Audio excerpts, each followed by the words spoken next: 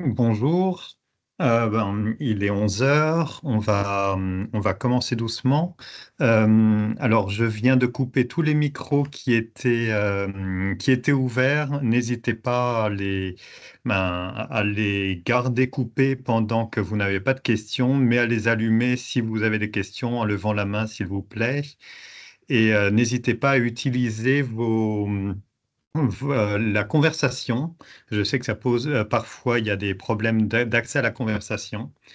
Bon, on va commencer. Donc, vous êtes bien sur le sixième webinaire de la sixième et dernier webinaire issu de la programmation du Carrefour des Pâtes, donc initialement prévu le 4 juillet à Tours, mais annulé pour réserve électorale. Donc, c'était le deuxième Carrefour des pâtes qui marque le 10e anniversaire du dispositif pâtes sous le thème Droit d'inventaire, droit d'inventer les pâtes vers des systèmes alimentaires durables. La thématique de ce dernier webinaire n'est pas la moindre. Il s'agit de traiter la rencontre entre pâtes et santé. Donc, en quoi les pâtes contribuent-ils à la santé des habitants, des mangeurs? Et puis, comment encore mieux coordonner deux dispositifs, le dispositif donc des projets alimentaires territoriaux et des contrats locaux de santé. Là, on parle vraiment de manière institutionnelle, mais en quoi donc travailler sur l'alimentation contribue à la santé. Donc, si cette thématique n'est pas la première à avoir été traitée dans le cadre des pâtes, puisque le dispositif pâtes a été créé dans un contexte de crise agricole. Donc, l'un des premiers objectifs est de contribuer au retour économique de valeur ajoutée sur les territoires. Mais du coup, il est venu petit à petit et la problématique n'en demeure pas moins primordiale. Dans son étude sur les coûts cachés de notre alimentation, donc le bureau Le Basique mentionne que les impacts négatifs du système alimentaire sur les 19 milliards identifiés. Alors, il y en a beaucoup qui sont plus difficilement attribuables au système alimentaire directement, mais sur les 19 milliards qu'il identifie précisément, il identifie 12,3 milliards liés à la santé, aux dépenses de santé du système alimentaire euh, par rapport à 3,4 milliards identifiés au niveau social et 3,4 milliards identifiés sur l'environnement. Donc, vous voyez, la santé demeure une préoccupation très importante au niveau des dépenses publiques. Je ne vais pas m'étendre beaucoup plus. Chaque intervenant va pouvoir présenter justement ces éléments. Et donc, euh, on va avoir la présentation d'expériences sur trois régions. Expérience donc de Normandie pour initier, ensuite une expérience Grand Est et une expérience Île-de-France. Vous verrez à chaque fois les intervenants. Donc, je vais poursuivre. Je vais donner tout de suite la parole à Valérie Genouville, animatrice du réseau des pâtes normands et de la Chambre d'agriculture de Normandie, et en binôme avec Tiffaine Alonso, responsable d'activité et de développement à Promotion Santé Normandie. Oui, donc bonjour à tous et à toutes. Valérie Genouville, donc je suis animatrice avec une collègue Marion François au réseau des PAT Normandie, donc en lien avec la DRAF Normandie. Et donc du coup, je vais vous présenter un peu la démarche que l'on a pu avoir au niveau du réseau, en coordination avec le réseau Promotion Santé Normandie, pour initier cette réflexion-là, comment les PAT peuvent se saisir de la question de la santé. Tu peux passer, s'il te plaît, Paul, si tu peux passer la diapo. Merci beaucoup. Et donc, du coup, effectivement, les PAT intègrent de plus en plus ces questions de la santé. Le plan national alimentation qui a initié les PAT, c'est maintenant très corrélé au plan national nutrition santé. Et donc, dans les objectifs des PAT, dans les actions à conduire, on a euh, on a désormais effectivement à intégrer davantage les questions de justice alimentaire, d'éducation alimentaire, d'accessibilité pour l'ensemble des publics. Et la question donc de la nutrition est aussi très au cœur des réflexions qui sont menées aussi dans les territoires.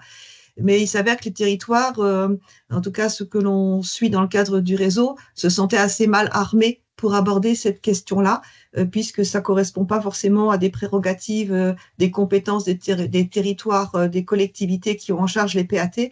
Et donc c'est une question aussi qui posait voilà, des petits problèmes de comment on l'approche et comment on la travaille.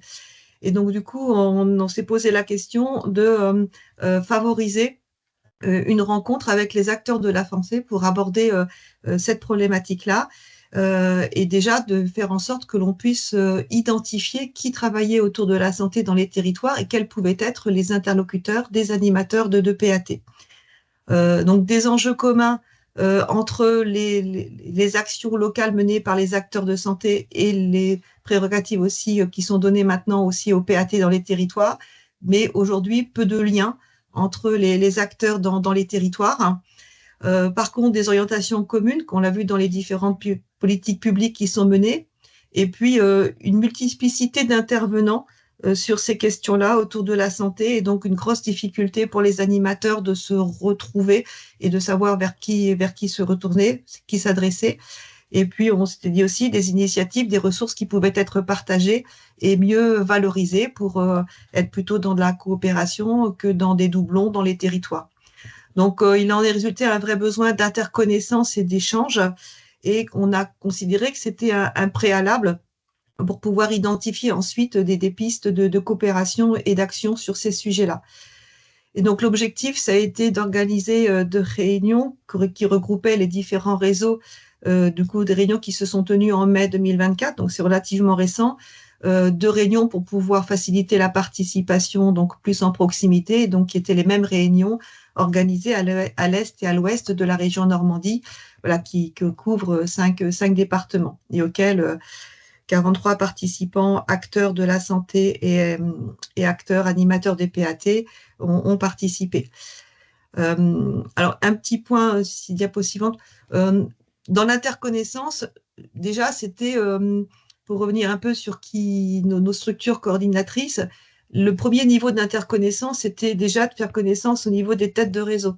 Parce qu'on n'avait pas forcément, même au niveau de chaque tête de réseau, la compréhension des enjeux portés par les autres acteurs.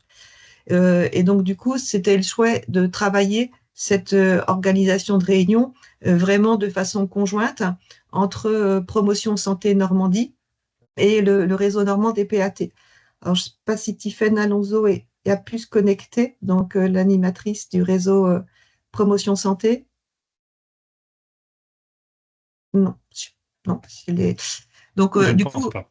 non. Bon, alors donc Promotion Santé Normandie, donc du coup c'est une structure qui est financée entre autres par l'ARS et l'association, enfin l'Agence régionale de la santé et la région Normandie, et qui a ce rôle un peu qui contribue qui contribue aux politiques de santé publique en participant entre autres dans les comités départementaux d'orientation des politiques de santé, qui a du coup un rôle d'accompagnement des acteurs de la santé au travers d'un certain nombre de conseils, de formations et de coordination des acteurs, et qui travaille également sur des missions aussi d'innovation et un peu de recherche, que ce soit en termes de méthodes ou d'actions à mener en lien avec les territoires.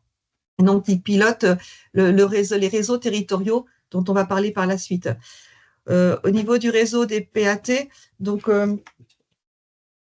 c'est un réseau qui a été mis en place par la DRAF Normandie en 2017, dont l'animation est confiée en articulation étroite avec la DRAF à la Chambre régionale d'agriculture. Et donc, c'est un centre de ressources et d'appui méthodologique pour les animateurs de PAT, donc pour partager les expériences entre PAT, les aider dans leur démarche de labellisation, et avec une veille, une information sur toutes les politiques en lien avec l'alimentation et on essaye d'avoir ce rôle d'information et de pédagogie. Donc, qu'est-ce qui a été conduit au niveau de notre région? Donc, c'est une matinée d'interconnaissance et de partage d'informations avec en objectif premier de faire connaissance. Donc là, je vais vous dérouler un petit peu la façon dont cette journée a été construite, de pouvoir identifier quels interlocuteurs existaient, que ce soit sur le volet santé ou sur le volet PAT, donc en Normandie. Et puis, voilà, un peu de brise-glace en arrivant pour faire travailler déjà ensemble où on leur a demandé d'imaginer, dessiner en équipe mixte santé PAT une assiette bonne pour la santé locale et de saison. C'était voilà, l'histoire de se mettre dans le bain de l'alimentation locale et des questions de nutrition. Ensuite, on a organisé une matinée qui était surtout informative pour comprendre les enjeux, les politiques, les dispositifs publics qui pouvaient exister en matière de santé ou de politique alimentaire. En reprenant un peu donc l'ARS est intervenue sur les déterminants de santé, a présenté le plan national et le plan régional nutrition santé dans ses différentes composantes. Et ensuite, Promotion Santé Normandie a donc expliqué un peu l'organisation territoriale avec le rôle des différents animateurs, etc. Donc, entre autres, le réseau de promotion, le réseau territorial, donc avec les animateurs de réseau, les animateurs, les conseillers réseau, les conseillers méthodologiques, les contrats locaux de santé, les conseillers également qui pouvaient intervenir sur la politique de la ville. Donc, on a également une intervention sur la politique de la ville, les ateliers santé-ville. Donc, sachant que l'ensemble de ces acteurs-là de réseau étaient invités à la réunion, étaient présents et pouvaient aussi donner quelques éléments, eux, de leur ressenti de terrain, des actions qu'ils menaient.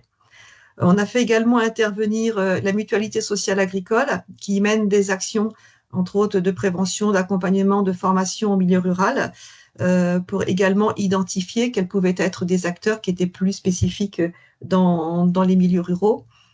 Et on a fait également intervenir représentants de la DRETS pour tout ce qui était lutte contre la précarité, pour avoir une idée des politiques et des interlocuteurs sur cette thématique-là, en particulier voilà, sur le département de Seine-Maritime où on a un poste conjoint département et DRETS sur l'accompagnement des structures d'aide alimentaire et la lutte contre la précarité. Puis a été présenté par la DRAF le plan national alimentation et le rôle des PAT avec l'intervention des animateurs de PAT, de comment eux, ils ressentaient cette question-là, les difficultés qu'ils pouvaient avoir et qu'est-ce qui était déjà conduit sur leur territoire en lien avec la santé, la nutrition et vers quel public aujourd'hui ils travaillaient déjà. Autre diapo.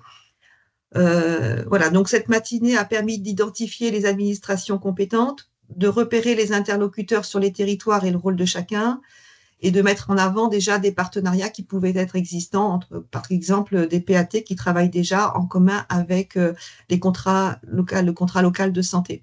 Et puis de faire remonter aussi des difficultés et des besoins.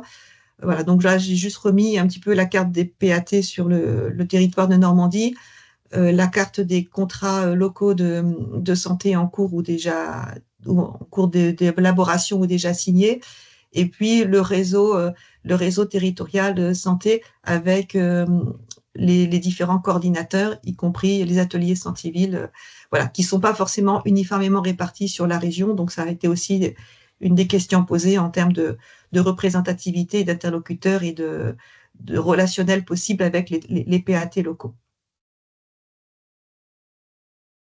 Ensuite, l'après-midi a été plutôt consacré à une séance interactive pour pouvoir voir comment travailler ensemble et dégager des pistes d'action plus concrètes. Donc l'enjeu, on le partage tous, c'est de pouvoir promouvoir une alimentation saine à partir de produits locaux de qualité. Et par contre, on a beaucoup insisté sur le fait que ça devait se faire dans le cadre d'une approche globale qui intègre l'ensemble des déterminants de la santé et donc du coup a pu être reprécisé.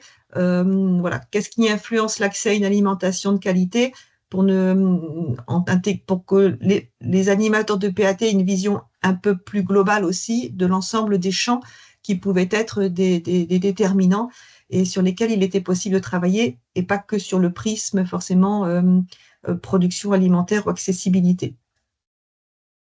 Donc, je ne vais pas les détailler, parce que ça, je pense que beaucoup connaissent déjà. Et donc, du coup, on a fait le choix de travailler ensuite par petits groupes mixtes, animateurs et acteurs de la santé. Pour leur demander d'identifier des actions qui pouvaient, selon eux, promouvoir une alimentation de qualité en travaillant donc des groupes auprès de différents publics, donc enfants, familles, jeunes ados et publics précaires ou d'une difficulté d'accessibilité, que ce soit accessibilité géographique ou accessibilité économique. Et du coup, en leur demandant d'avoir cette approche-là, à la fois en disant quelle action on peut conduire auprès des individus, quelle action on peut conduire en agissant sur leur environnement, et également quelle action pourrait impliquer des collectivités, avec quel rôle pourrait être donné à ces collectivités.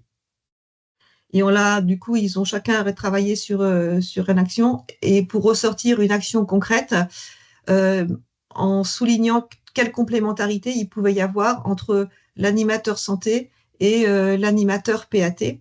Ensuite, dans la mise en commun, chacun a pu présenter donc une action concrète. Et donc là, en quelques exemples, la création d'épiceries solidaires a été proposée. Par exemple, la formation des agents périscolaires avec la création d'une mallette goûter locale, l'éducation goût petite enfance avec des visites de ferme, un dispositif de visite, dégustation, sensibilisation. Et puis un groupe, par exemple, a proposé un food truck en lien avec le personnel d'insertion dans des quartiers à proximité de lycée. Pour vous donner quelques exemples de ce qui a été proposé. Le bilan de cette rencontre, déjà dans les pépites qu'on leur a demandé de ressortir à l'issue de la rencontre, ce qui a été ressorti, c'est la connaissance réciproque des dispositifs et le fait de connaître des interlocuteurs, d'avoir... donc ça, c'était les 2 points forts qui sont ressortis. Après, on leur demandait de ressortir un argument pour travailler ensemble. Ce qui est ressorti, c'est le partage d'idées communes, le fait de pouvoir mutualiser certaines connaissances, certaines ressources, la complémentarité, la transversalité de leur démarche qui nécessitait de pouvoir continuer à bosser ensemble, le fait de pouvoir aller un petit peu plus loin, de pouvoir optimiser certaines actions. Les animateurs ont aussi souligné que le fait de travailler avec des professionnels, ça leur permettait de gagner en légitimité aussi sur des domaines qui n'étaient pas forcément de leurs compétences, et que l'objectif commun, c'était de mieux répondre aux besoins des habitants. Les suites qu'ils pensaient donner à la rencontre, beaucoup ont dit, moi j'ai identifié l'interlocuteur, je vais le recontacter pour qu'on puisse retravailler et surtout mieux se connaître et voir plus précisément ce qui se fait, avoir des échanges réguliers pour partager les actions. Et puis, ils avaient identifié quelques actions communes sur lesquelles ils étaient intéressés pour travailler, donc soit en réponse à l'appel à projet Mieux manger pour tous, en lien avec l'accessibilité alimentaire, et voilà, ou des projets autour de l'alimentation, comme autour de l'ordonnance verte, l'accompagnement des femmes enceintes. Il y avait des projets très concrets qui ont été identifiés par certains pour dire, moi j'ai envie de lancer ça sur mon territoire. Et puis, un point qui était ressorti aussi, c'était le fait de mieux connaître. C'est aussi pour les animateurs de PAT, moi, je vais avoir plus de billes pour mobiliser aussi mes élus sur ce volet santé sur lequel ils ne sont pas forcément aujourd'hui très, très partants ou très armés pour avancer des choses dans notre programme. Alors, c'était relativement récent puisque c'est des réunions qui ont eu lieu en mai. Et donc, la dynamique depuis, c'est d'une part que entre les territoires, donc on a plusieurs déjà échanges qui ont déjà eu lieu. Donc, par exemple, l'invitation maintenant du coordinateur du CLS en groupe de travail PAT, ou des échanges d'infos, en particulier pour compléter des diagnostics de PAT qui démarrent, ou pour aussi se renseigner mieux, pour renseigner les indicateurs de PAT, donc là plutôt du travail d'échange d'informations, de ressources.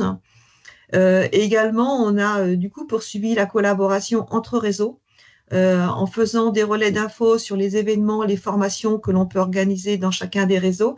Donc là, c'est de la transversalité. Et puis, on a pu contribuer, nous, au niveau du réseau PAT, à une rédaction d'articles dans le journal d'information qui est mené et diffusé auprès des acteurs du territoire santé. Voilà, donc on commence à travailler un petit peu plus ensemble. Et puis, bon, par contre, on a envisagé de reconduire ce type d'action dans un deuxième temps en s'appuyant davantage là sur des actions concrètes qui ont pu être engagées dans les territoires. Alors, je ne sais pas si Tiffaine a pu se connecter in fine pour... Oui, j'ai pu me connecter. Je te remercie, voilà. Valérie. Voilà, juste pour, voilà, si tu peux aussi donner toi un peu ton sentiment de comment les coordinateurs ont poursuivi la démarche et la dynamique de votre côté. Oui, ce qui était intéressant, et tu l'as très bien souligné, Valérie, c'était que ces deux réseaux-là puissent se rencontrer, puisque chacun a une part aussi de... Alors oui, j'en profite, je suis désolée, je suis en train de dire aussi les commentaires dans le chat pour voir comment y répondre. En fait, des structures comme la nôtre, il y en a dans toutes les régions. Promotion Santé Normandie, il y en a dans toutes les régions. Alors, pas Normandie nécessairement, c'est avec le nom de votre région, mais Promotion Santé plus votre région, vous en trouverez partout. Nous, on a une mission d'appui. Moi, j'ai une mission de coordination de l'ensemble de ces professionnels qui vous ont été cités, coordonnateurs d'ateliers santé-ville, de réseaux territoriaux de promotion de la santé, de contrats locaux de santé et de conseillers méthodologiques de territoire. En Normandie, la prévention promotion de la santé est organisée pour avoir un interlocuteur dans chaque territoire avec finalement un périmètre géographique qui sera plus resserré, plus on a besoin de travailler les questions de santé et plus on concentre des difficultés de santé et économiques. Là, on a des coordonnateurs avec des petits territoires. Et là où finalement les choses vont pas trop mal, mais on a envie que ça perdure comme ça, on a des coordonnateurs qui ont des territoires un petit peu plus grands. Et c'est vrai que les questions d'alimentation, elles sont souvent dans les préoccupations de santé. Pour autant, on ne réduit pas santé et alimentation à des seules actions d'éducation au goût, par exemple. On a une approche promotrice de santé et donc on aborde l'alimentation dans toutes ses dimensions.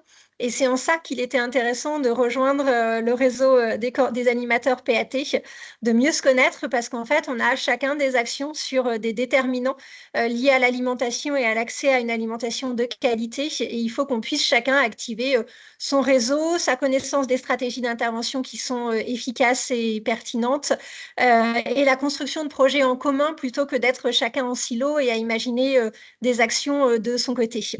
Donc ça, c'est ce ce qu'ont vécu les animateurs de part et d'autre quand on les a réunis.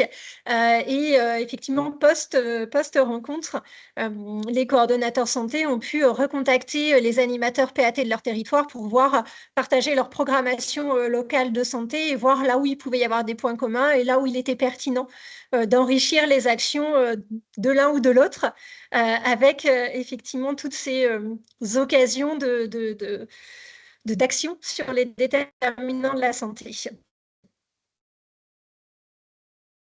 Merci beaucoup pour vos deux interventions. Elles montrent la nécessaire interface entre ces deux mondes qui, justement, qui peut être animé au niveau du réseau régional, mais aussi au niveau de chaque PAT, avoir les coordonnées justement comment des interlocuteurs, quel type d'interlocuteurs sont présents sur le territoire, c'est très important. Donc, merci Tiffaine, merci Valérie. Alors,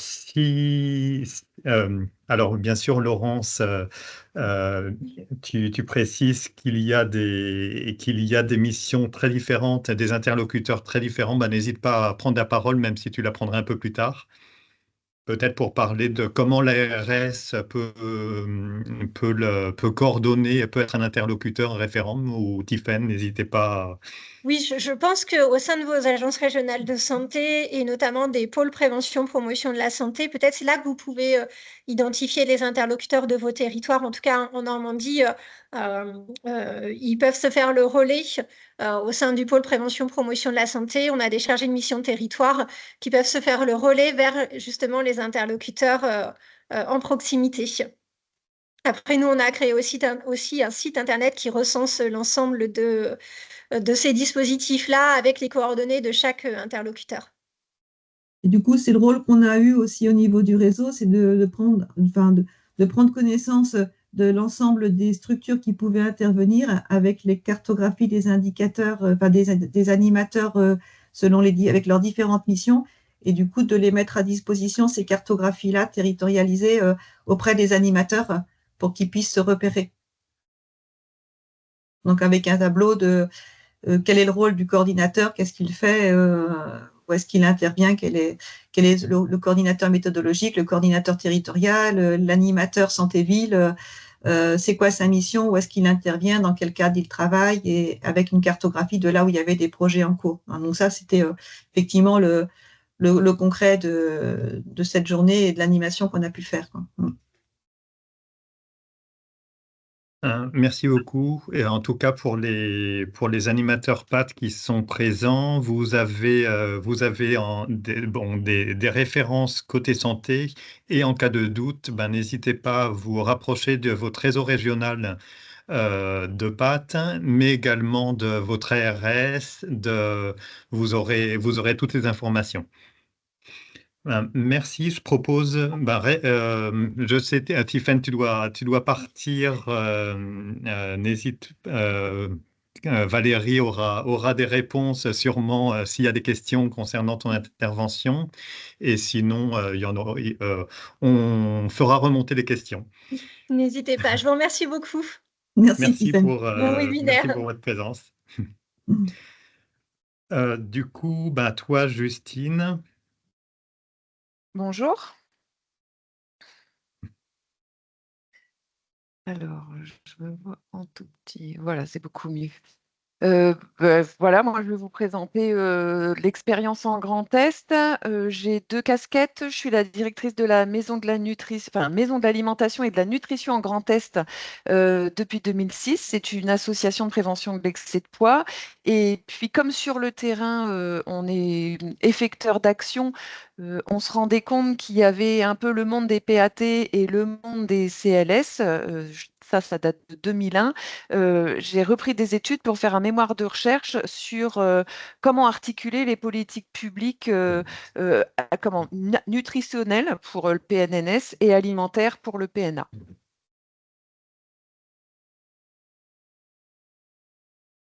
Alors, l'approche de la maison de l'alimentation et de la nutrition en Grand Est, c'est un article scientifique qui est sur la tridimensionnalité des éducations à l'alimentation. C'est vraiment ça le fond de ce qui nous permet de travailler la transversalité. En fait, l'acte alimentaire, certes, il y a la dimension biologique, c'est vraiment ce qu'on va trouver dans le programme national nutrition santé, c'est-à-dire le lien à la santé, donc répondre à ses besoins, se nourrir, etc. Cependant, si on n'était que sur cette dimension biologique, on pourrait se dire que c'est une question de volonté. D'accord? C'est comme le tabac, c'est pas terrible, d'accord, j'arrête. Bon, c'est pas du tout si simple que ça.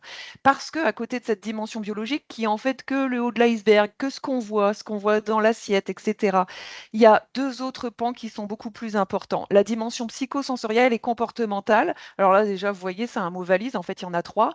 Le psycho, c'est-à-dire que j'ai 45 ans, j'ai une histoire liée à l'alimentation. Peut-être mes parents, comment me récompenser en me donnant des bonbons. Peut-être mes grands-parents me mettaient devant la télé avec un paquet de chips, etc. Et ça, en fait, je vais avoir tendance à gérer mes émotions avec ça actuellement. Donc, vous voyez, en fait, c'est pas forcément une question de volonté, c'est juste que c'est des choses, c'est des doudous sur lesquels nous allons revenir. Ensuite, le côté sensoriel, nous avons nos cinq sens et on a beau ne plus avoir faim si on est à un baptême ou un mariage et quand la pièce montée arrive, eh ben, comme par hasard, on va retrouver un petit coin et on va en reprendre. Donc là encore, on a beau se dire, bah non, franchement, c'est pas terrible voilà, pour mon poids, etc. Non, peu importe. De la même façon, quand on passe devant une super boulangerie ou une super charcuterie, hein, chacun sa Madeleine de Proust. Et puis ensuite, Le comportemental, là, c'est vraiment la gestion de nos émotions. Et donc, on a beau avoir, comment se dire, par exemple, que l'apéro, c'est que le week-end, ben, si le lundi, on a passé une journée de merde, eh ben, tant pis, on fera encore l'apéro. Et parce que, en fait, comme la santé est vue d'un point de vue global, eh ben, quelque part, ça nous fait du bien. C'est le bien-être qu'on va chercher avant de se dire que c'est la santé d'un point de vue biologique. Donc, juste là pour vous dire que déjà, si ça, on ne le prend pas en compte dans nos actions, on est à côté de la plaque et on a tendance à augmenter les inégalités. Et alors, ne parlons même pas de la dimension socio-environnementale, puisque celle-ci est vraiment celle qu'on subit de plein fouet. Par exemple, comment travailler avec des gamins ou des agents de service dans une cantine quand celle-ci est bruyante ou quand celle-ci n'a pas de vue vers l'extérieur. Bah, au bout de 20 minutes, c'est normal que les gamins ils hurlent et qu'on ait tous envie de partir. Ça sert strictement à rien de travailler l'assiette quand on est dans un environnement comme celui-ci. Et donc, bien sûr, qu'il y a aussi la catégorie socio-professionnelle, la météo, etc. Et pardon, j'oubliais dans la dimension psychosensorielle et comportementale, il y a aussi, bien sûr, l'écoute de ces sensations, la sensation de faim, etc. Voilà pour ces 3 dimensions. Et donc, travailler à chaque fois qu'on a une action liée à l'alimentation, se dire qu'il y a un pan en effet santé, il y a un pan agricole, il y a un pan environnemental, il y a un pan lié aux socio-économiques, etc. Ça va permettre de diminuer ces inégalités sociales et territoriales en santé. Parce que, certes, nous avons des politiques publiques, le PNA et le PNNS. Cependant, ce sont des constructions sociales parce que la science en est là actuellement et donc c'est une norme. Et simplement le fait qu'il y ait une norme posée, ça fait que nous mettons des gens à côté de la norme. Donc les inégalités sociales et territoriales en santé sont presque créées par le fait qu'il y ait des normes. Alors après, attention, en effet, nous en sommes là scientifiquement, donc il faut absolument tendre vers cette norme. Mais il faut aussi avoir en tête que l'universalisme d'une vision nutritionnelle de l'alimentation participe à l'accroissement des inégalités sociales, parce qu'elle ne résulte pas de la responsabilité des personnes. Et donc, il faudrait qu'on aille plus vers une responsabilité sociale et collective plutôt qu'individuelle. Et donc ça, c'est ce qu'on peut faire justement en travaillant sur les environnements et travailler entre les programmes, pardon, les projets alimentaires territoriaux, les contrats locaux de santé. Ça fait partie de l'environnement parce que la transversalité va être vue d'un point de vue des politiques publiques et de nos territoires. Alors, l'objectif, bien sûr, c'est lutter contre ces inégalités. Et pour ça, les collectivités territoriales, elles ont 2 clés, et c'est ça qui est trop cool. Un, c'est qu'elles peuvent territorialiser les programmes nationaux, donc le PNNS, le PNA. On attend toujours la SNANC, la stratégie nationale de l'alimentation, de la nutrition et du climat. Et pour ce faire, elle peut signer des contrats locaux de santé, des projets alimentaires territoriaux. Alors oui, j'ai vu qu'il y en a qui ont que des CLS, il y en a qui ont que des PAT, mais dans tous les cas, sur chaque territoire, il va quand même y avoir des gens qui appartiennent au monde de l'agricole et des gens qui appartiennent au monde de la santé. Donc rien que ça, donc genre un PAT qui est tout seul et qui n'a pas de CLS en homologue, eh ben, il peut directement aller voir les référents ARS. Voilà, le but du jeu est vraiment d'articuler ces 2 mondes. Et donc ça va permettre une vue holistique de l'alimentation. Et puis donc agir sur les environnements, c'est justement ce dont on parle en agissant sur tous ceux qui vont être effecteurs d'action, mais même si on est en effet sur former les professionnels relais, ça fait aussi partie d'agir sur les environnements plutôt que sur l'individu. Alors, on part aussi bien, pourquoi rapprocher les CLS et les PAT? Bah, parce que quand même, il y a plein de choses en commun. Alors certes, les PAT, sont venus, 5 ans plus tard, mais bon, peu importe. Les objectifs, quand on rentre dans le contrat local de santé, l'objectif transversal, l'objectif général, c'est bien réduire les inégalités sociales et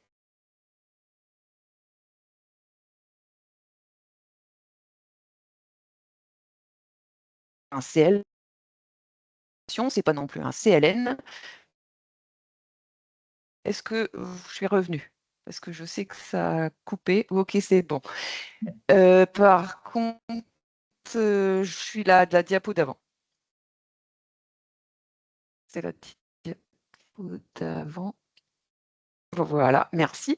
Et donc, je disais que ce n'était pas non plus un CLN, un contrat local de nutrition, c'est le S de santé. Et ce qui veut dire que dans la santé, il y a le déterminant alimentation, mais en effet, les missions du CLS n'épousent pas ceux des PAT, et c'est bien pour ça que ça ne va pas de soi.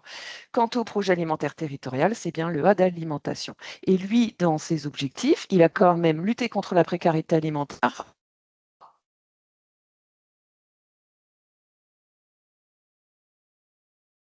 ça, on le retrouve dans le PNNS. Mais par contre, quand on va écouter ces sensations de faim et quand on va faire attention si on a petit, gros appétit, si on déguste et on n'aime pas, en tant que on répond aussi à diminuer le gaspillage alimentaire. Donc, vous voyez, sur des outils communs, et c'est bien ça l'important, sur des outils communs, nous pouvons avoir des objectifs distincts qui répondent chacun à ces politiques publiques de filiation PNA et PNNS. Et puis, l'éducation alimentaire, de plus en plus, par contre, on voit que c'est dans le monde de la santé ou dans le monde de l'agricole. Et donc, les signataires, on l'a vu, hein, ce sont l'ARS d'un côté, la DRAF de l'autre, mais toujours avec les collectivités. Et puis, c'est que l'élaboration, vous voyez, la case est fusionnée, parce que c'est élaboré de manière concertée avec l'ensemble des partenaires du territoire, ce qui voudrait dire avec beaucoup la population, et c'est difficile à avoir, y compris les repères des politiques publiques. Ça n'empêche que, il est écrit que c'est des diagnostics partagés. Le problème, c'est que ces diagnostics partagés ne sont pas communs. Pourquoi? On va avoir les freins identifiés. Le vocable, on en a parlé, nutrition d'un côté, alimentation de l'autre. Et on va aussi parler dans les freins des moyens humains, parce que certes, il y a des coordinateurs d'un côté et des chargés de mission de l'autre, mais ils n'ont pas forcément les mêmes moyens. On s'est un peu coupé, mais on a compris le principal. Ouf, mince. Du coup, je vais essayer déjà de parler peut-être plus lentement pour que ça fonctionne mieux. Alors, les freins identifiés sont ceux justement qui émanent du mémoire de recherche. En se spécialisant, forcément, les services s'hermétisent. Ça veut dire qu'on fait partie de deux mondes. On n'a pas la même formation. Il est très rare. Des fois, ça existe, hein. J'ai même rencontré des gens de l'IREPS qui allaient dans les PAT, etc., etc. Mais ça reste quand même quelque chose de rare. L'IREPS, l'instance régionale d'éducation, promotion santé maintenant, pardon, Tiffaine Alonso est de promotion santé, mais en effet, ils ont évolué dans certaines régions. Donc, en tout cas, on a des jargons différents, des sigles, des définitions, des objectifs, etc., qui fait que ça nous cloisonne. Mais en même temps, on a aussi besoin, les CLS et les PAT, comme j'en ai parlé tout à l'heure, que le champ ne... Ça coupe.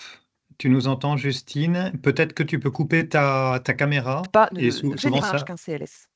Donc, ouais, je vais faire ça. Voilà, j'espère que ça passera mieux. Vas-y. Est-ce que ça va mieux? Ouais, et puis je vais aussi me rapprocher de la boîte Internet, et normalement, tout devrait aller. Alors, je disais aussi qu'il y avait une asymétrie, donc, des périmètres, 2, le manque de temps. Il y a surtout sur les PAT, mais pas que, mais voilà, c'est pas forcément des 1 ETP partout. Différents élus, c'est-à-dire que le CLS va avoir son élu, le PAT va avoir le sien. Donc déjà, les techniques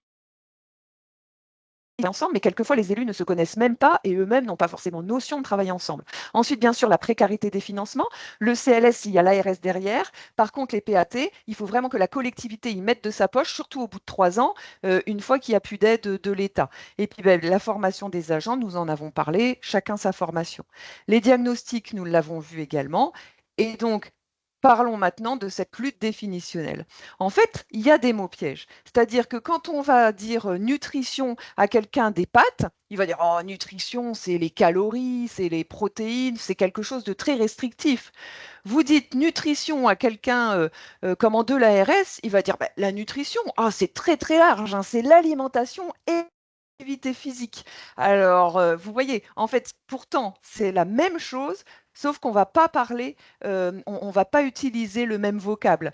Les environnements, c'est pareil. D'un côté, les environnements, ça va représenter des milieux de vie. D'un autre, ça va être la santé environnementale et d'un autre, ça va être l'écologie.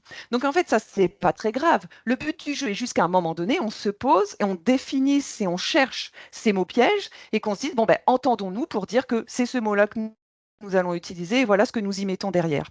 Et puis enfin, santé et nutrition, donc, sont vraiment restreints encore, et là, c'est une dimension biologique, et ça ne permet pas forcément aux acteurs de l'alimentation de s'en emparer.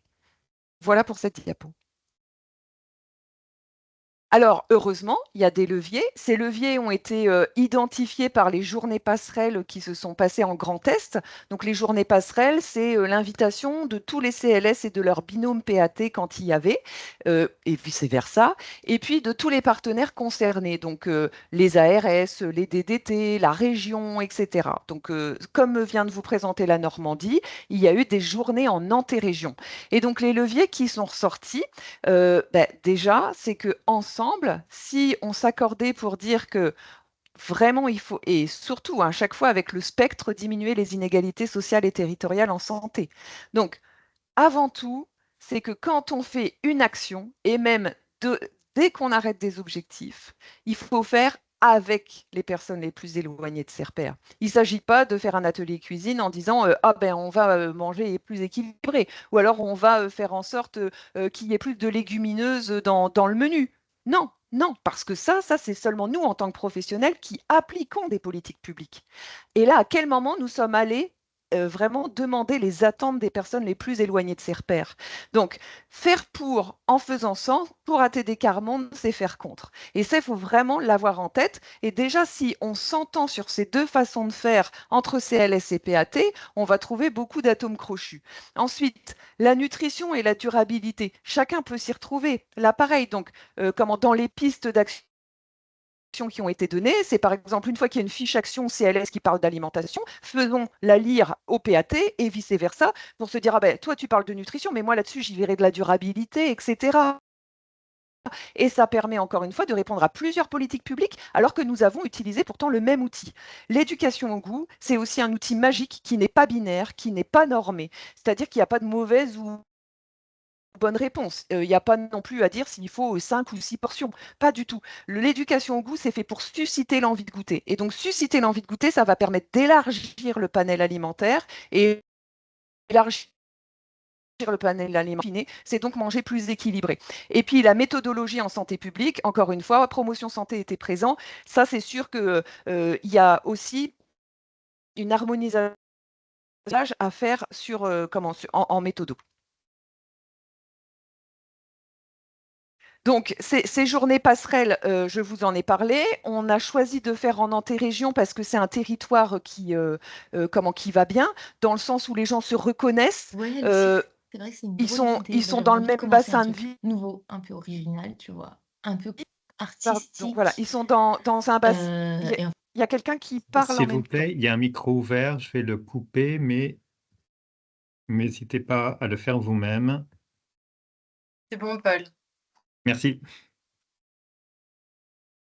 Vas-y, vas-y, Justine. Désolé. C'est parce que tu avais coupé mon micro aussi, mais c'est bon. Ça y est, j'ai rouvert mon micro. Et donc, pour dire que les gens se reconnaissent facilement en antérégion. Et puis ensuite, on faisait des groupes de travail par département. Le matin, nous sommes sur une interconnaissance, donc avec plein de petits jeux, allez découvrir l'autre, qui vous êtes, vous avez fait quoi dans votre vie, pourquoi vous en êtes là. Sont invités les élus, les techniciens et donc tous les partenaires dont j'ai parlé tout à l'heure. Et on est vraiment sur cette harmonisation des messages. Que sont les mots pièges, que sont ces politiques publiques, qu'ont-elles en commun, etc. Donc, vous voyez, le matin, c'est surtout identification des freins et puis on commence à se dire, oui, en effet, il faut vraiment qu'on bosse ensemble pour diminuer les inégalités, mais ça, de toute façon, tout le monde en est convaincu. Et l'après-midi, les groupes de travail sont faits pour trouver des pistes de coopération et c'est ça que nous allons évaluer à 3 mois, 6 mois et 1 an. Quel travail a commencé à être réalisé une fois ces journées passerelles arrêtées, enfin réalisées.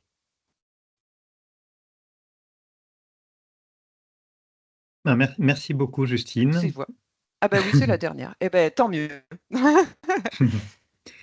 Et de toute façon, je pense que côté Île-de-France, vous avez commencé à essaimer le dispositif passerelle. Vous allez revenir dessus. Est-ce qu'il y a des questions sur l'intervention de Justine? Si ce n'est pas le cas, on reviendra dessus en croisement suite des interventions. Laurence, Romain,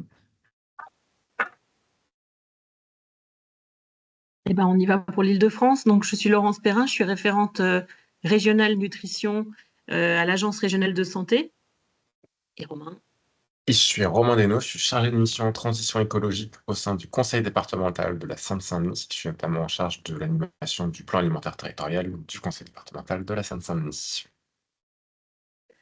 Et pour faire suite à ce qui a déjà été dit ce matin, ça fait quelques années maintenant, enfin 2-3 ans, qu'on est amené à travailler ensemble avec Romain et on a fait un peu l'état des freins et leviers qu'on avait pu avoir, dont un où on s'est rendu compte que finalement, un peu comme ce que racontait Justine, on a des objectifs similaires, mais on a un vocabulaire différent. Et comment est-ce que on travaille ensemble? Comment est-ce qu'on voit les choses différemment? Et on vous proposait de vous présenter ça. Et notamment en revenant sur chacun sur nos différentes démarches. Donc en Seine-Saint-Denis, au niveau du conseil départemental, on a un plan alimentaire territorial depuis bientôt 4 ans, qui est structuré autour de 7 grands chantiers. Mais aucun de ces chantiers n'est intitulé ou ne parle de santé ou de nutrition. Pour nous, ça a été un choix qui a été acté au tout début de ce PAT, en disant que c'était justement qu'on ne voulait pas isoler un chantier sur les questions de santé ou nutrition, parce qu'on considérait que c'était une question très, très transverse et qu'on avait peur qu'en faisant un chantier, une thématique unique, on vienne perdre cette notion dans l'ensemble de nos chantiers. Mais ce qui fait que quand même aujourd'hui, on arrive aussi un peu à la limite de ne pas avoir cette thématique comme axe fort de notre PAT et qu'on tâtonne un peu et sur les questions de montée en compétences, un peu de ce qu'on appelle voilà, d'empowerment des acteurs de notre territoire, mais aussi en interne sur cette notion-là, parce qu'on n'a pas d'espace ressources ou d'endroit d'échange. Et en même temps, on sent que c'est une notion sur laquelle beaucoup d'acteurs viennent nous demander des informations, notamment sur ce lien avec nos différents enjeux d'accessibilité à une alimentation de qualité sur le territoire. Et côté ARS, on a 2 outils, comme ça a déjà été présenté. On a le plan national nutrition santé et on a nos plans régionaux de santé. Et je dirais que sur la nutrition, l'enjeu, c'est pas forcément d'afficher la santé comme étendard. On sait que plus on mobilise les compétences psychosociales des personnes, plus on améliore leur estime et confiance en soi, etc., plus ça va favoriser les comportements de santé, dont les comportements nutritionnels. Et c'est ça qui va augmenter leur pouvoir d'agir au niveau individuel, mais pas que, aussi au niveau collectif, donc l'empowerment, et entre autres faciliter l'améliorer leur accès au système de santé. Donc voilà, on partage des mots différents et en même temps, on reste dans les mêmes objectifs. Tu peux passer, Paul.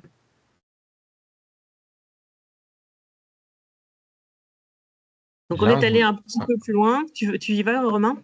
Ouais, parce que je commence, voilà, là, on voulait un peu vous présenter nos grands objectifs à chacun et un peu les outils sur lesquels on vient appuyer sur ces questions d'alimentation et de nutrition.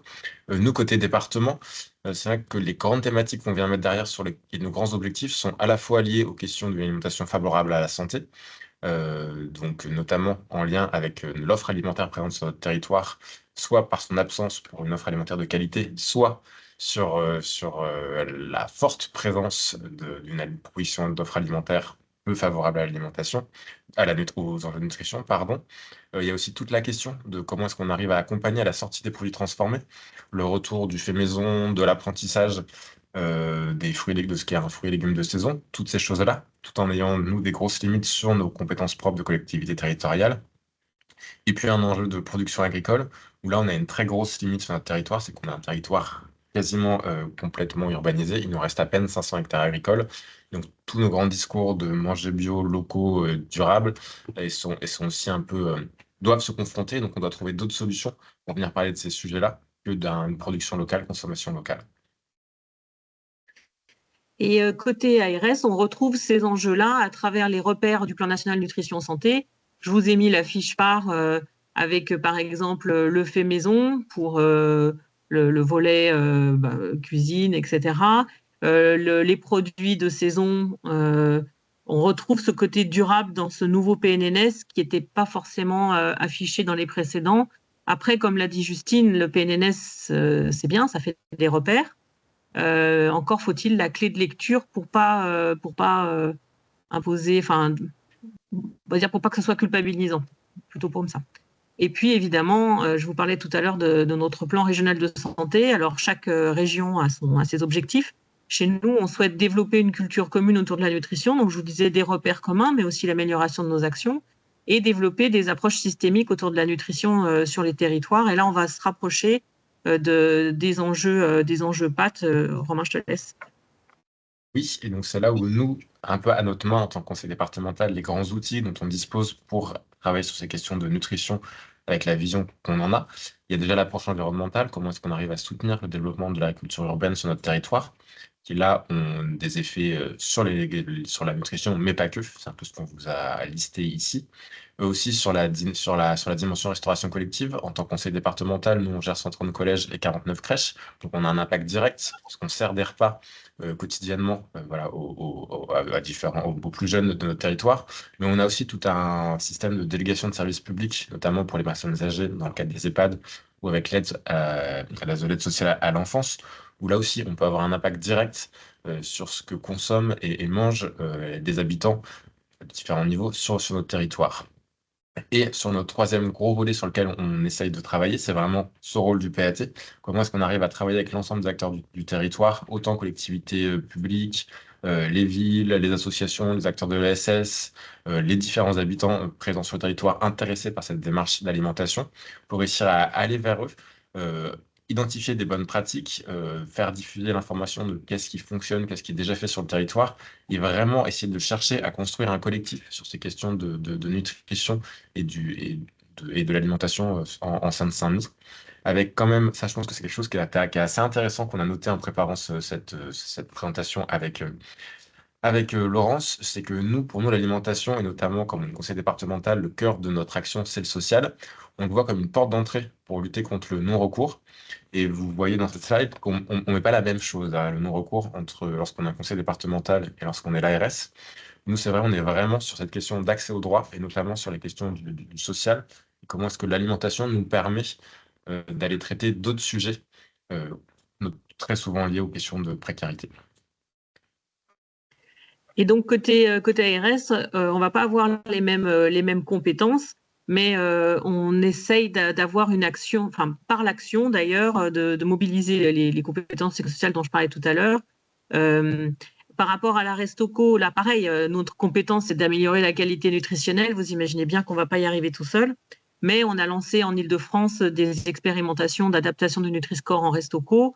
Et on travaille en lien avec notre DRAF à l'accompagnement notamment des établissements de santé, donc que ce soit des établissements de santé type hôpitaux ou médico-sociaux comme les EHPAD, à la mise en conformité EGalim.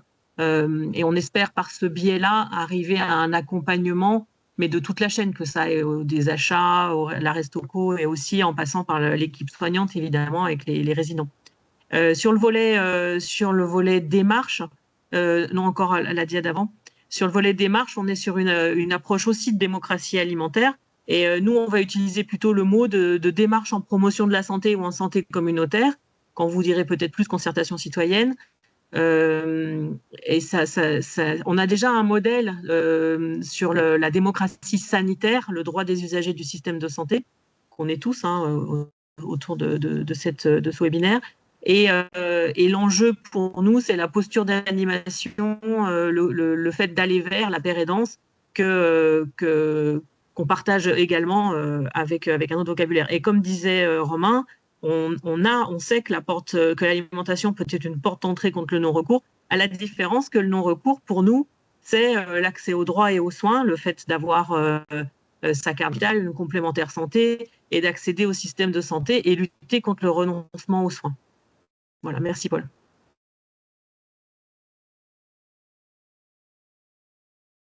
Là, on voulait un peu vous montrer un exemple d'action qui sont à la fois distinctes, mais qui montrent notre volonté de développer une culture commune sur ces questions de nutrition, et surtout autour d'un vocabulaire qu'on utilise chacun d'une manière différente.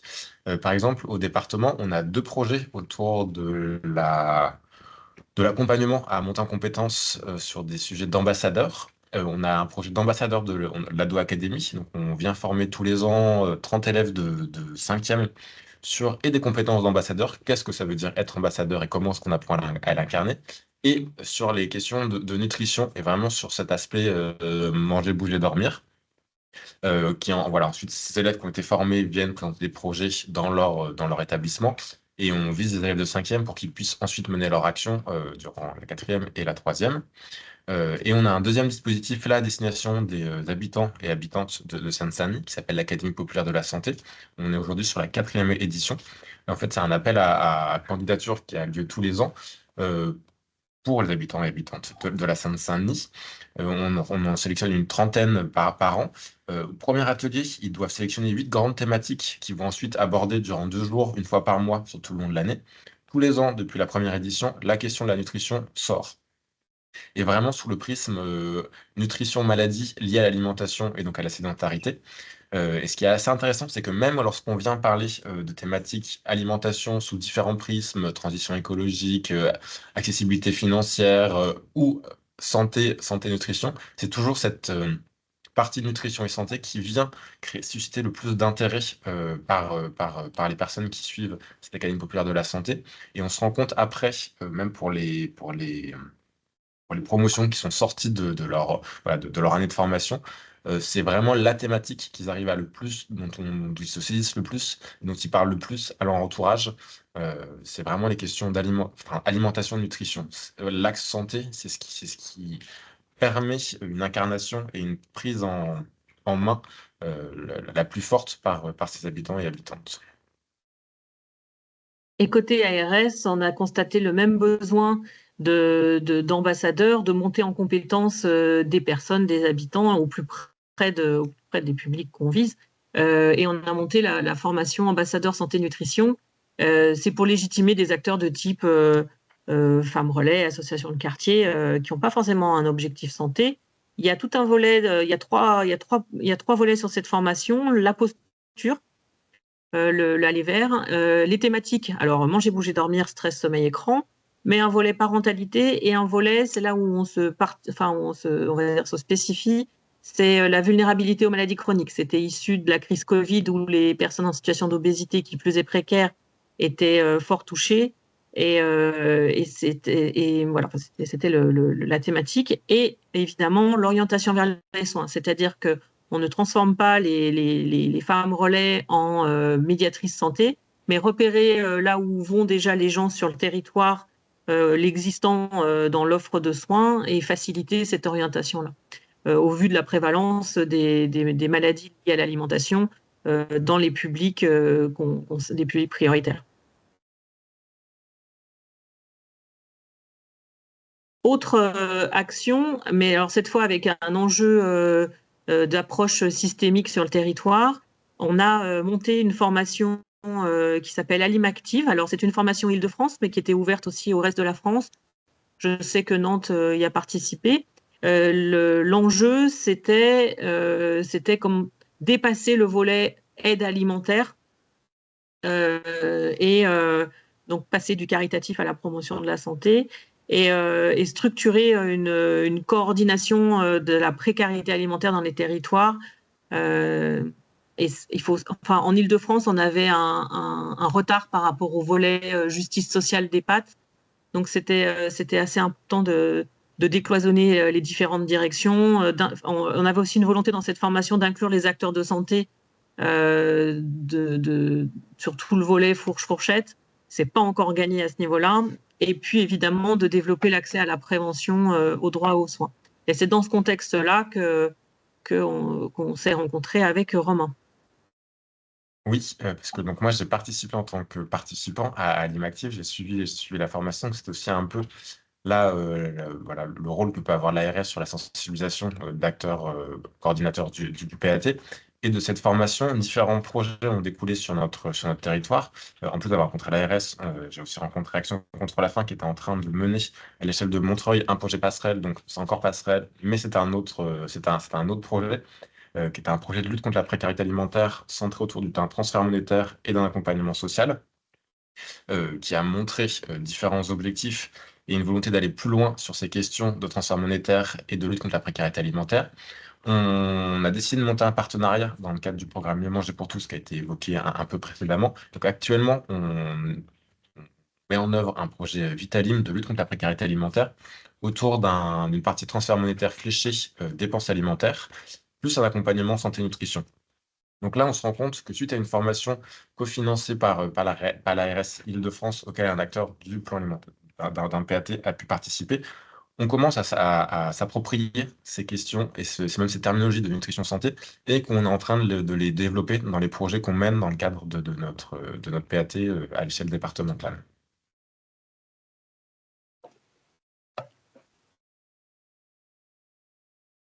Et donc, on en arrive à la construction, la co-construction d'une formation commune. C'est une formation qu'on veut mettre en place depuis genre 2019 sur l'accompagnement des villes à identifier leur existant sur les projets qu'elles mènent concernant l'éducation nutritionnelle à l'alimentation durable et au goût, et à développer un projet systémique sur leur territoire. Et l'enjeu pour nous, c'est de décloisonner les différentes directions de la ville. C'est que la Restauco parle à la santé, parle à l'éducation nationale, parle à la gestion des déchets, etc. Et c'est un projet qui est mené en Île-de-France et soutenu par notre mission interservice sur l'alimentation, c'est-à-dire les différentes institutions et principalement ARS, DRIA, FADEM. Et c'est évidemment évidemment. Et le fait que le PAT du CD 93 participe à la co-construction est très, très, très facilitant. Oui, puis nous, le grand objectif de cet appel à projet, c'est vraiment essayer d'accompagner des acteurs du territoire à une échelle encore plus locale que le département sur une montée en compétences et sur une vision très systémique de ce que pourrait être ce qu'on appelle la résilience alimentaire d'un territoire pour pouvoir agir sur l'ensemble des maillons de la chaîne alimentaire. On a tendance à toujours parler de la terre à la terre ou de la fourche à la fourchette. C'est vrai qu'en Seine-Saint-Denis, nous, de par ce prisme, on a assez peu on n'a pas de terre agricole, on repart plus du contenu de l'assiette. Et on a tendance à dire la boucle alimentaire de l'assiette à l'assiette. Comment est-ce qu'on part des habitudes alimentaires, qu'on refait le tour de la chaîne alimentaire et donc on arrive à aboutir à une évolution des pratiques alimentaires et donc à faire rentrer les enjeux de santé et nutrition dans notre vision de ce bouleversement et de travail de la boucle alimentaire à notre échelle. Paul, tu peux mettre ça. Et donc là, on en arrive à un autre chaînon manquant. Là, on a parlé d'une approche transversale de l'éducation nutritionnelle, de la précarité alimentaire, etc.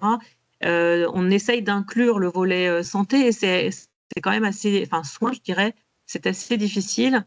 Et là, on monte un projet qui s'appelle de la fourche à la fourchette à la prévention nutrition santé et aux soins et vice-versa. Et je pense qu'on peut se rejoindre tous sur de la fourche à la fourchette. Le point commun, il va être autour de la fourchette, avec nous, la nutrition santé, vous, les ateliers cuisine, par exemple. Mais l'orientation vers les soins et que les soins orientent vers l'atelier cuisine, l'atelier jardin, etc., c'est pas gagné. Et donc, l'enjeu, comme je disais tout à l'heure, on mise là sur l'augmentation des compétences, et les compétences des personnes, elles se font aussi par l'action. Le soin, c'est en temporel, vous participez à un programme d'éducation thérapeutique ou à des séances autour de diète, psy, activité physique adaptée, par exemple. Ça reste dans une temporalité restreinte. Ce qui est intéressant, c'est le quotidien. Et le quotidien, vous avez plus l'habitude que nous de l'organiser sur le long terme. Alors, je reviens sur l'atelier cuisine, jardin, le fait d'aller découvrir la ferme, etc., les parcours de mobilité active qu'il peut y avoir sur les territoires. Ça, c'est le quotidien des gens. Et comment faire en sorte que l'univers, on va dire, de l'alimentation durable oriente vers l'univers des soins et vice-versa. Et c'est tout l'enjeu de ce projet qu'on essaye de construire. Ah, plus de partage ou c'est moi? Non, C'est moi, pardon.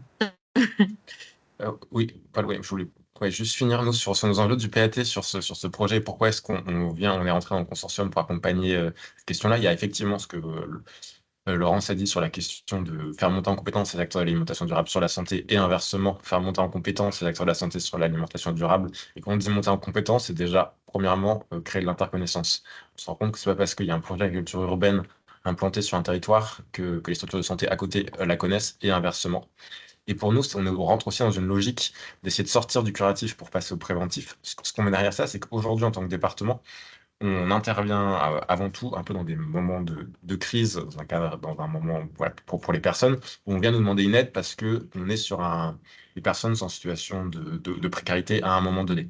Nous, on aimerait bien réussir, par le prisme de l'alimentation, à rentrer dans un travail de plus long terme avec eux et de les accompagner vers une sortie de situation de précarité et qu'on soit pas juste à verser une aide tous les 6 mois, tous les ans, parce qu'en fait, on arrive trop tard on arrive trop tard dans le problème et on n'accompagne pas à la sortie. Donc c'est pour ça que nous, si on arrive à créer du lien entre différentes typologies d'acteurs qui ont des impacts et des effets différents sur les parcours de vie des personnes, ça nous paraît être un bon moyen pour renforcer cette dimension préventive qui nous permettrait de réduire au fur et à mesure le curatif pour avoir un accompagnement de meilleure qualité.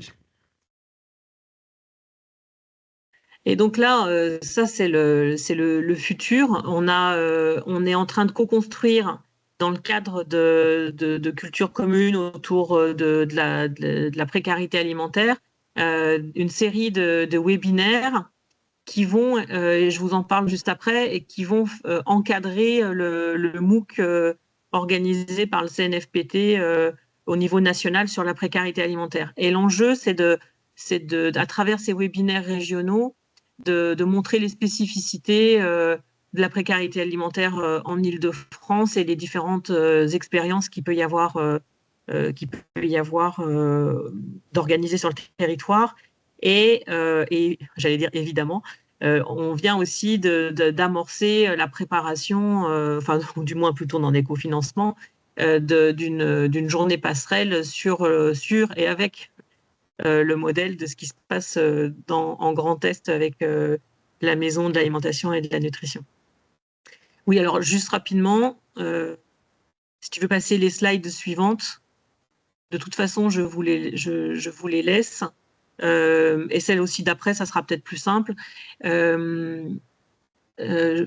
titre d'info, il va y avoir ce MOOC organisé par le CNFPT sur la précarité alimentaire. Et c'est intéressant que vous l'ayez dans vos tablettes parce que ça permet à tout un chacun de se mettre accord sur tous les concepts autour de la précarité, sécurité, insécurité, démocratie alimentaire. Voilà pour nous. Romain, tu veux faire le mot de la fin? Alors, plus que le mot de la fin, je crois qu'il y a des questions auxquelles je y a des peux questions. répondre.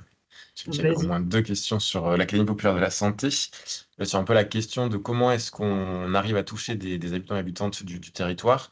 Alors déjà, alors c'est moi qui le dis, mais on a un peu un avantage. C'est pas porté par moi et par le PAT directement, mais par notre service qui travaille sur les questions de santé. Donc c'est vrai qu'on arrive à toucher des publics un peu plus larges que lorsque c'est juste sous le format PAT qu'on met en place des actions.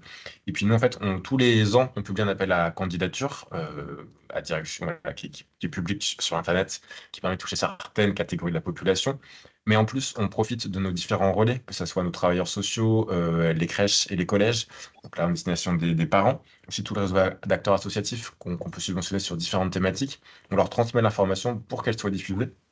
Et ce qui, en fait, au final, nous permet de toucher des catégories de la population assez variées.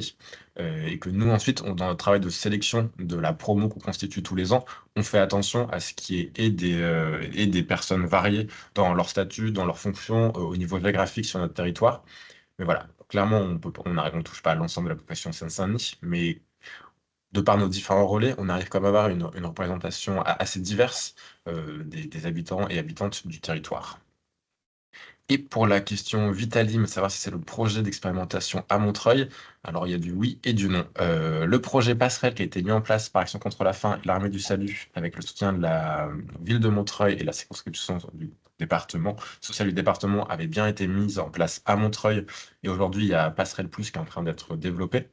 Et notre projet Vitaline, donc on comporte avec Action contre la faim, a aussi commencé à Montreuil, mais il va se développer à l'échelle de 4 communes. Donc là, on a commencé à Montreuil en juillet de cette année, puis on va aller à Sevran en novembre, à Villetaneuse en février et à Clichy-sous-Bois en mai de l'année prochaine.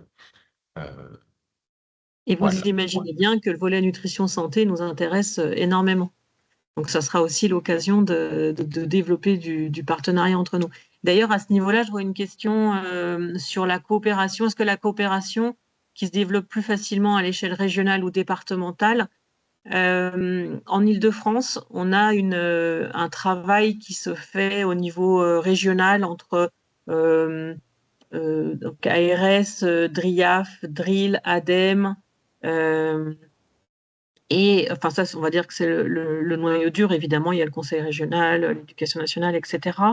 Et ça a été valorisé par une mission interservice sur l'alimentation qu'avait voulu l'ancien préfet. Et du coup, on travaille régulièrement ensemble. Maintenant, nos collègues en département, pour certains départements, travaillent déjà aussi ensemble, mais on a estimé que c'était vraiment important d'organiser une journée avec les collègues des départements pour faciliter de l'interconnaissance et aussi en parallèle d'organiser un temps CLS PAT sur le modèle passerelle de Grand Est. Pareil, on a aussi des PAT et des CLS qui travaillent déjà ensemble, notamment Gennevilliers, je crois que Cergy, au plateau. Et l'idée, c'est déjà de voir un petit peu comment ça se passe et quels pourraient être les freins et les leviers les freins à lever et les leviers à levier. Donc voilà, et après, je pense qu'on n'est pas forcément à cliver les différents niveaux. Vous savez bien que la gouvernance au niveau de l'alimentation est ultra complexe à tous les niveaux, et l'enjeu, c'est de décloisonner à tous les niveaux. Je vois par exemple juste au sein de l'agence, je travaille en lien avec d'autres référents thématiques. Je travaille avec le collègue sur les CLS, je travaille avec les collègues sur l'éducation thérapeutique, je travaille avec les collègues de la direction autonomie sur tout ce qui est personnes âgées, personnes handicapées. C'est assez infini rien qu'au sein de ma structure. Il y a des collègues en département. Enfin, vous voyez, on rajoute à chaque fois de la complexité. Donc, on ne peut pas se permettre de se dire on va attendre que le niveau régional se mette en route pour que le niveau départemental se mette en route, pour que le niveau local se mette en route. Voilà. Je ne sais pas si je réponds à la question. Merci beaucoup. A priori, en tout cas, si ce n'est pas clair, n'hésitez pas à le formuler au moins soit dans la conversation, soit prendre la parole. Je vois aussi une question sur pâtes et santé, c'est aussi la question des pesticides. Il n'y a pas que la nutrition et la précarité alimentaire. Alors effectivement, comme disait tout à l'heure Justine, le mot nutrition, il peut être assez clivant. Moi, si je l'interprète comme elle disait, j'y vois de l'alimentation, j'y vois de la promotion de l'activité physique, la lutte contre la sédentarité, la lutte contre l'obésité, la dénutrition, etc. Enfin bref, on a plein de thématiques. Mais mes collègues de santé-environnement, ils voient aussi, et d'ailleurs, il y a un axe alimentation sur le plan santé-environnement, ils voient la lutte contre les pesticides, contre tout ce qui va être polluant, pour faire simple, et on a de quoi faire en Île-de-France. Et encore une fois, je pense qu'on a, par exemple, dans un atelier jardin, la possibilité d'y faire de l'atelier cuisine, d'y faire de l'activité physique, de faire un partenariat avec la maison sport santé, de parler des vecteurs type moustique, de parler des œufs, on a un problème de pollution des œufs, de parler des polluants. Je pense que, en fait, c'est même tellement large qu'il ne faut pas s'en priver, parce que chaque thématique va apporter des compétences aux personnes. Et même si, comme je vous disais tout à l'heure, on n'y met pas la santé en étendard, ces compétences-là seront super importantes pour que les personnes gagnent en pouvoir d'agir. Et quelqu'un souligne dans le chat les perturbateurs endocriniens. Donc, Ah oui. une question, Pascal Mercier. Oui, bonjour. Moi, déjà, hein, je découvre le PAT du CD 93, j'habite Saint-Denis. Voilà, donc bah, je vais aller chercher des renseignements pour bien comprendre le système. Ma question, c'est par rapport aux associations type Secours populaire, où nous faisons des distributions alimentaires. Et bien souvent, on se pose la question de la qualité et de ce que l'on distribue à des populations qui sont quand même très en difficulté. Et on n'a pas toujours enfin comment dire? Des aliments qui correspondent à ces populations aussi, hein, voilà, quand on distribue des boîtes de pâté de porc, par exemple, on sait pertinemment que souvent elles seront jetées. Voilà, et par rapport également à toutes les boutiques alimentaires qui se développent, à droite à gauche, par exemple à Saint-Denis, mais aujourd'hui il doit y en avoir, 5 ou 6, et qui sont des distributions, de restants des grands magasins qu'on arrive à avoir à droite à gauche. Donc voilà, comment, heu, comment intégrer cette problématique effectivement dans mieux manger, pour une meilleure santé? Alors, déjà tout à l'heure, on parlait des formations de type ambassadeur. En Île-de-France, notamment, on a eu un pilote qui s'appelle Prévalim, qui a été, c'est une action qui visait l'amélioration de la qualité nutritionnelle en épicerie sociale. Ce pilote a abouti à une formation des équipes des épiceries, en gros de l'aide alimentaire, pour faire plus large, pour la même chose qu'ambassadeur, pour gagner en légitimité à parler nutrition, casser ses représentations aussi, parce qu'on véhicule aussi beaucoup de représentations autour de la nutrition, du surpoids, de l'obésité, des messages qui sont souvent incohérents entre ce qu'on reçoit de notre famille, de la société, de l'agroalimentaire, et j'en passe. Et puis aussi, dans cette même expérimentation, on a étudié par exemple l'adaptation du Nutri-Score en épicerie, comment favoriser l'utilisation de tel ou tel produit qui était intéressant pour des valeurs nutritionnelles, mais peut-être sous-utilisé, sous-acheté en épicerie. Et là, en ce moment, ah oui, je finis avec Prévalim. Prévalim, donc, après la phase d'expérimentation, a été financé par la DGCS sur une phase d'essaimage, dont le pilote le pilote commence en Île-de-France. C'est les épiceries du réseau Andes avec Revivre dans le monde. Là, dans le cadre du dernier appel à projet PNA, on a un projet qui est monté par Aprifel et les épiceries de l'UGES, si je ne dis pas de bêtises. Et ça s'appelle Bonus fruits et légumes. Donc, c'est à peu près la même chose. Comment on a des produits de qualité de fruits et légumes avec le fonds Mieux manger pour tous. On peut avoir accès à des projets avec des produits de plus de qualité. Mais c'est bien joli d'avoir des fruits et légumes, mais quand on a une population qui respecte les recommandations du BNS, le fameux 5 fruits et légumes par jour à hauteur de 6%, alors je vous dis tout de suite, dans la population générale, c'est pas plus glorieux, c'est 43%, mais enfin 43% versus 6%, il y a de la marge. Ça veut dire qu'il y a des gens qui ne mangent pas du tout des fruits et des légumes, donc c'est bien joli de leur donner, comme vous dites, mais sinon, ça part à la poubelle si c'est pas approprié, donc ça s'accompagne comme tous les outils. Et donc, l'idée, c'est d'enrichir Prévalim aussi avec bonus fruits et légumes. Donc, tout ça pour vous dire que, quelle que soit la structure que je vais qualifier d'aide alimentaire, il y a moyen de monter en compétence sur certains sujets, il y a moyen de travailler avec d'autres acteurs du territoire pour se diversifier. Il y a énormément d'acteurs qui mettent en place des différents ateliers d'accompagnement, que ce soit des équipes aide alimentaire comme allez, on va dire bénéficiaires pour faire vite. Et donc, encore une fois, je pense que ça vaut le coup de se rapprocher. Là, vous êtes sur un PAT, donc vous avez de la chance. se rapprocher d'une structure telle qu'Impact pour voir un peu ce qui se fait et profiter des expériences de chacun. On a aussi énormément de groupements d'achat en Île-de-France. Donc ça aussi, ça peut être aussi un levier.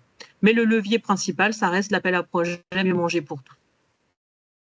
Merci beaucoup, Laurence.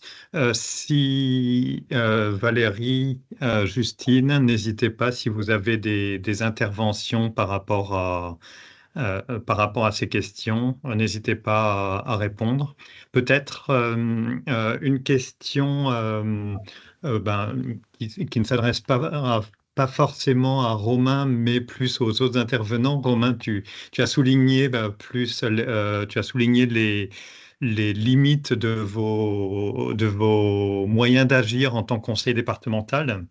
Est-ce que, en regard de ces limites, peut-être Justine ou Valérie, est-ce que vous voyez pour des EPCI d'autres moyens? Les conseils départementaux ont pas mal de moyens d'action. Alors, je dirais peut-être plus sur le social. Donc là, on est sur la santé.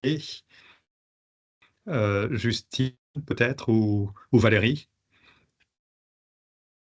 Valérie, je t'en prie. Je peux donner l'exemple en Normandie avec le conseil départemental de Seine-Maritime, qui est porteur d'un PAT à l'échelle de son territoire, avec une action vraiment renforcée autour de la lutte contre la précarité et d'un travail partenarial avec les structures d'aide alimentaire, et en intégrant dans des groupes de travail également les PAT les PAT infra au département 76, avec des actions très concrètes pour travailler autour d'un guide du don alimentaire, de favoriser aussi la mise en relation des structures d'aide alimentaire avec les acteurs des territoires en PAT pour l'approvisionnement en produits locaux de qualité. Donc, par rapport à la remarque qui a été faite avant, et donc un vrai travail autour de la précarité qui est commun avec les structures de PAT qui sont associées dans les groupes de travail.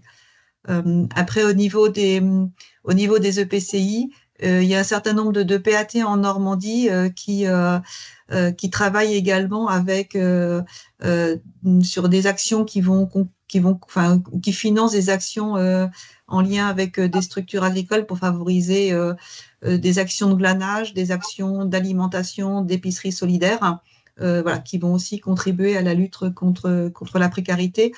Et on a organisé au niveau du réseau régional une journée sur l'accompagnement des publics sensibles pour associer les structures d'aide alimentaire, donc la représentation départementale ou régionale des structures d'aide alimentaire et les différents acteurs aussi des PAT, et également des acteurs économiques aussi, pour que on puisse voir comment on pouvait faire davantage de partenariats entre des structures agricoles, des acteurs agricoles et l'approvisionnement de structures relais vers des populations plus fragiles.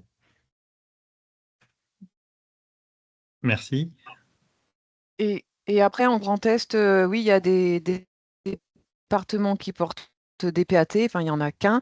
Et sinon, il y a aussi les pactes de solidarité, hein, où le département est vraiment, qui est aussi coporté, ou voilà, avec la préfecture, mais ça commence aussi à prendre, à faire émulsion, quoi. Voilà.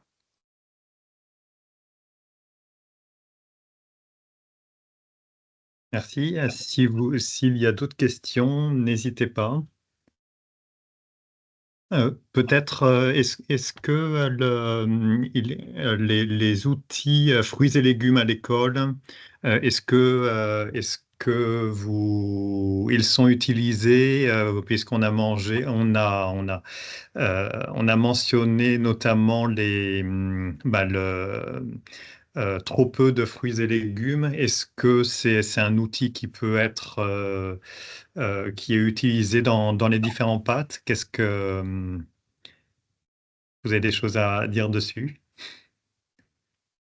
Moi, pardon, je trouve que c'est un outil qui vraiment, là, la transversalité doit être absolument travailler sur cet outil parce qu'il peut y avoir des incompréhensions, puisque par exemple les PMI il y a quelques années, hein, on dit bah c'est pas possible, on recommande de ne plus tester, de ne plus avoir de goûter ou le matin à l'école. Et hélas, le fruit à l'école avait été pris comme aussi une collation, alors que pas du tout, on est sur de la dégustation et justement faire lien avec le local, pourquoi pas le bio, et donc ça correspond si en effet c'est en petite quantité. Et donc c'est vraiment du niveau pédagogique et non pas du niveau alimentaire et nutritionnel. Et donc ça, c'est complètement des outils qui doivent être travaillés avec ces deux objectifs du PNA et du PNNS, et donc travaillés par les différents partenaires autour de ça. Parce que sinon, il peut même y avoir des incompréhensions entre c'est la DRAF, genre pourquoi vous faites ça? Enfin, ça peut aller loin, donc vraiment voilà, s'harmoniser encore une fois dès le départ, quoi. C'est exactement ça, des outils de ce type. Soit ils sont plaqués, soit ils sont utilisés et accompagnés, et ça change tout. Et ça évite l'usine à gaz et la contre-production, parce qu'on peut arriver, comme vient de le dire Justine, à des contre-effets. Alors, il y a deux questions. Amalia.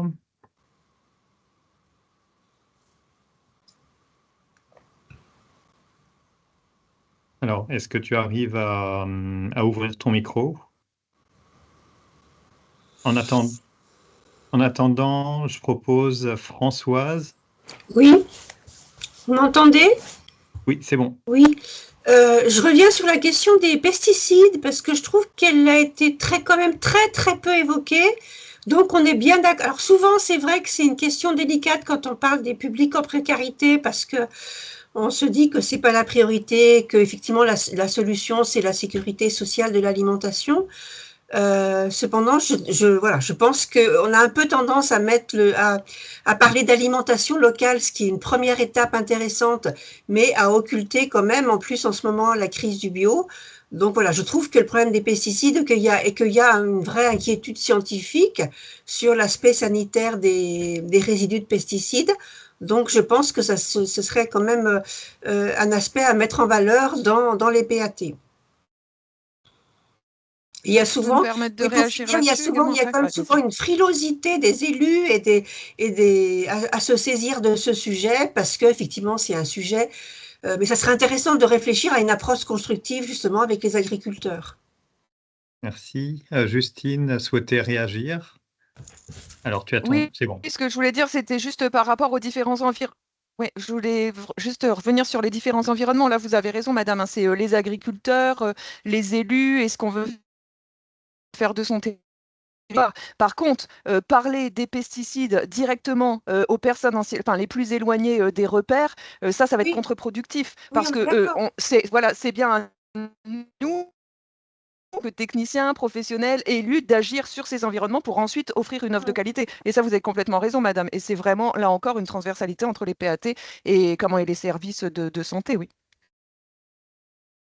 Valérie? Oui, je peux compléter en disant que cet axe-là, PAT et environnement, et donc derrière le mot environnement, il y a tout l'aspect pratique agricole, production, enfin mode de production, c'est très intégré aussi maintenant dans les orientations données au PAT. En tout cas, c'est aussi une attente des ministères que ce volet-là soit intégré et porté. Et il y a beaucoup de collectivités qui ont quand même cette préoccupation-là de développer l'accompagnement, le développement du bio sur leur territoire, aussi pour essayer d'encourager ou de faciliter les collectivités de leur territoire à respecter la loi Egalim qui met aussi des seuils d'alimentation bio, de produits bio dans les cantines. Et donc, du coup, il y a un certain nombre de PAT qui mettent en place des dispositifs d'accompagnement pour les collectivités pour faciliter l'approvisionnement en produits bio dans les cantines. Alors, ça ne se limite pas que ça, hein, il faut bien... Mais c'est un axe qui est quand même pas mal développé dans les territoires et avec un autre volet aussi qui est parfois des mesures d'accompagnement ou de facilitation auprès des producteurs pour pouvoir maintenir ou développer la production d'agriculture bio, enfin des productions en bio sur leur territoire. Donc c'est un volet production agricole, évolution des systèmes de production qui sera de plus en plus intégré également aussi dans le cadre de la stratégie nationale agriculture, nutrition, climat. faut espérer. Mais bon, il faut vraiment voir que c'est une question de justice sociale, hein, que par exemple pour les femmes enceintes, on parle beaucoup, on parle soit bio, soit alimentation locale, mais la généralisation d'une vraie agroécologie, je ne parle pas de l'HVE, est une question de justice sociale pour tout le monde. Et il faut vraiment, voilà, faut pas parler que du bio dans les cantines, c'est vraiment généraliser très rapidement l'agroécologie, et bon, c'est pas tout à fait ce qui se passe en ce moment. L'autre axe qui aussi fait un peu avancer les choses aussi, c'est qu'on a un certain nombre de collectivités qui lient leur programme alimentaire de territoire avec également leur politique de protection des ressources en eau sur leur territoire, donc avec des complémentarités aussi qui se font à l'échelle de bassins d'alimentation de captage pour avoir des actions concertées entre ce qui se fait au niveau de l'alimentation et ce qui se fait au niveau de l'évolution des pratiques dans des secteurs sensibles. Et l'eau étant aussi un élément aussi fondamental du volet nutritionnel, c'est aussi un des axes sur lesquels un certain nombre de territoires agissent. Laurence, non, je crois qu'il y avait et Romain, Romain. vous souhaitiez Oui, peut-être sur des réagir. exemples très concrets de ce qu'on met en place, tout en étant toujours dans nos limites d'acteurs de collectivité. Et donc, on a des compétences et on n'a pas accès sur tout. Sur ces questions des pesticides, et effectivement, donc on a ce volet restauration collective. Comment est-ce que nous, déjà dans nos collèges, dans nos crèches, par le prisme de la commande publique, certes, ça nous permet de fournir des produits de qualité à nos usagères, mais par le prisme de la commande publique, on peut aussi accompagner au soutien de filières, alors en Seine-Saint-Denis, pas sur notre territoire parce qu'on n'a pas de terre agricole, mais sur les territoires limitrophes, mais aussi à l'accompagnement de structuration, du renforcement de ces filières, autant sur le volet production que sur le volet logistique, transformation. Il y a des initiatives locales qui se montent de plus en plus. Par exemple, on a créé une association il y a 1 an et demi avec 7 acteurs publics que sont la ville de Paris, nous, le conseil départemental, la métropole du Grand Paris, la métropole du Havre, la métropole de Rouen et le PETR Pays de Lyon autour de l'axe Seine sur justement ces questions de territoire consommateur, territoire producteur et comment est-ce que autour de la restauration collective des acteurs publics, on arrive à soutenir et à faire émerger ces filières d'alimentation durable déjà existantes qu'on souhaite développer. Et un autre exemple sur la question de la précarité alimentaire, et donc là vraiment cet enjeu de justice sociale et d'accès à une alimentation de qualité hors pesticides bio, dans le projet Vitalim qu'on monte, pardon, je suis allé très vite dessus, aujourd'hui on fait une partie de transfert monétaire qui correspond à 50 € par mois par personne, qui est utilisable partout sur de l'achat alimentaire, plus un système de bonification, donc un système d'accompagnement à changement de pratique, découverte de lieux, qui fait que, c'est-à-dire que si vous dépensez 2 € dans les magasins bio, par exemple, vous avez 1 € crédité en plus. Donc, on est aussi sur cette question de justice sociale par l'intermédiaire de tel type d'expérimentation et de projet, mais que pour l'instant, on mène à une échelle très locale avec nos propres compétences. Et donc, on développe tout un volet plaidoyer vis-à-vis de l'État et notamment de l'Union européenne sur l'évolution des différents systèmes de financement, autant sur l'aide alimentaire que sur la PAC ou autre sur le volet production. Merci. Et moi, je pensais au projet, je crois que c'est toi, Paul, qui en a parlé, Ordonnance verte, le projet développé sur Strasbourg, qui vise à permettre un accès à des produits bio, raisonnés, à des femmes enceintes. On a eu une demande sur l'Île-de-France de plusieurs territoires qui souhaitaient s'engager dans ce processus, qu'on a alerté aussi sur l'importance de la mise en relation. Enfin, je veux dire, avoir une bonne idée en direction des femmes enceintes, c'est chouette. Mais en général, c'est vraiment super important d'être en relation avec des structures qui sont des experts de l'approvisionnement, des producteurs évidemment, mais donc toute cette filière appro, on ne se réinvente pas avec ce type de compétences du jour au lendemain. Idem sur l'accompagnement des personnes qui plus est en situation de vulnérabilité socio-économique à la sensibilisation que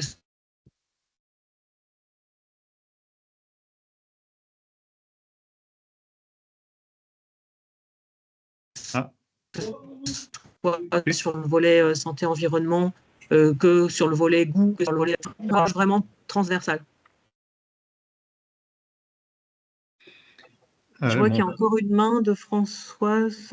Non, c'était la personne qui était intervenue. Oui, et je pense qu'on va être...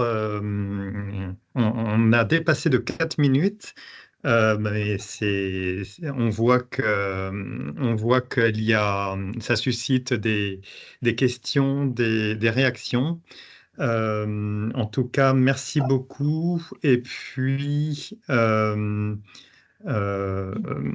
bon, de toute façon, on remettra, tout sera disponible ainsi que les contacts des intervenants si vous nous autorisez à les transmettre. Donc, n'hésitez pas à revenir sur ces sujets. Voilà, merci beaucoup. Merci beaucoup. Donc, Merci à vous tous. Merci.